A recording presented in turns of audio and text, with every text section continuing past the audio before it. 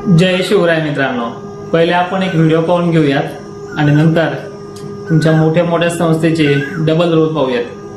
हा व्हिडिओ सगळीकडे उकाड्यापासून लवकरच दिलासा मिळण्याची शक्यता आहे, कारण यंदा मान्सून लवकर येण्याचा अंदाज आहे. यंदा मान्सून वेळेपूर्वी दाखल होण्याचा अंदाज वर्तवण्यात आलाय. 15 ते 25 मे दरम्यान मान्सून अंदमानात पोहोचेल. त्यानंतर 25 मे पर्यंत तो केरळमध्ये धडकेल. एल निनोचा प्रभाव कमी झाल्यामुळे आणि पॉझिटिव्ह ओशन डायपोलमुळे पाऊस लवकर येणार आहे. मे महिन्याच्या अखेरीस दक्षिण भारतात जोरदार पावसाची शक्यता आहे, त्यामुळे शेतकऱ्यांमध्ये आनंदाचं वातावरण आहे. बस झालं.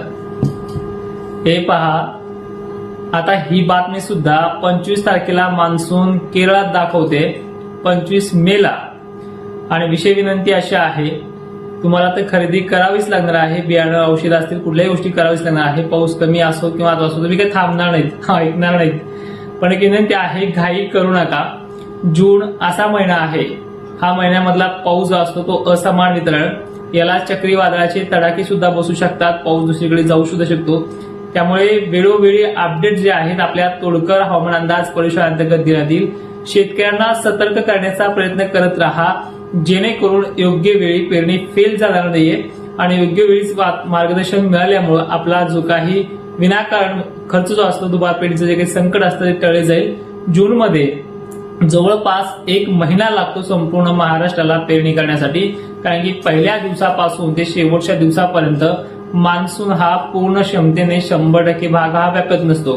11-12 पासून पेरण्या स्टार्टअप होऊन त्या 28 किंवा 1-2 जुलैपर्यंतही चालू शकतात, अशी परिस्थिती आहे, दरवर्षी असते, त्यात काही नवीन नाही.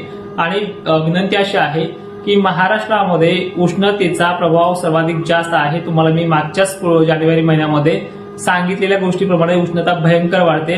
पत्राचं शेड असेल आणि कुठल्या गोष्टी असेल, अत्यंत वाईट घटना महाराष्ट्रामध्ये घडत चालल्यात.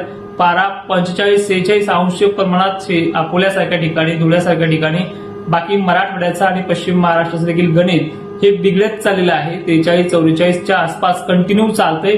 कधी कधी तर असा दिवस येतो की 45 1 तासासाठी का होईना वातावरण हे जालना असेल, बीड असेल, अशा अनेक भागांमध्ये पाहायला मिळते. फक्त विनंती आहे, सतर्क राहा. जाळपोळ अशा घटना देखील घडताना दिसत आहेत. अचानक लागलेल्या आगीमुळे अनेक जणांचे जीव सुद्धा गेलेत. अशा प्रकारचा खतरनाक होणार आहे आणि पावसाळा सुद्धा खतरनाकच राहणार आहे. ही भूमिका शेवटपर्यंत परतीच्या मान्सून पर्यंत ठाम राहील. आणि विनंती आहे सर्वांना ही माहिती शेअर करून आणि ह्याच ऑफिशियल पेजलाच आपल्या फॉलो करून ठेवा, कारण की जुने व्हिडिओ पण बाहेर येण्याची शक्यता दाट असते नावाच्या बदनामीसाठी. जय शिवराय, धन्यवाद.